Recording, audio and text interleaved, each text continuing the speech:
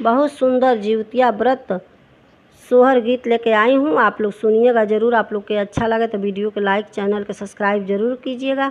आप लोग के दिल से धन्यवाद। घरा वाली पत बहुरिया तो सासू से अरज करे हो। घरा वाली पत बहुरिया तो सासू से अरज करे हो। सासु हो हमहूँ त करबो जिउतिया परबिया संतान मोर दीर्घायु होइए हो। सासु हो हमहूँ त करबो जिउतिया परबिया संतान मोर दीर्घायु होइए हो। हमहूँ जे गंगा नहइबो जिउत बाहन के गोहरइबो नु हो।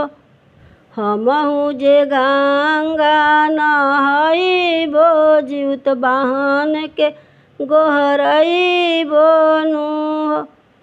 सासु जिउत बाहन जी से करबो अरजिया संतान मोर दीर्घायु होइए हो।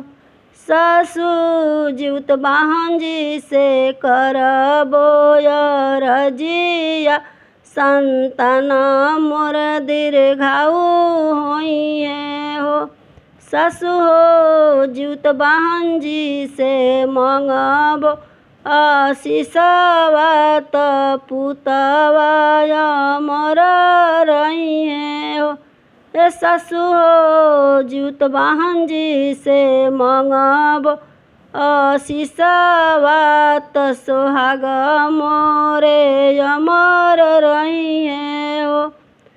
हमहूँ बरियार के पूजबो त पुतवा अमर रहिए हो। हमहूँ बरियार के पूजबो त सोहाग मोरे अमर रहिए हो।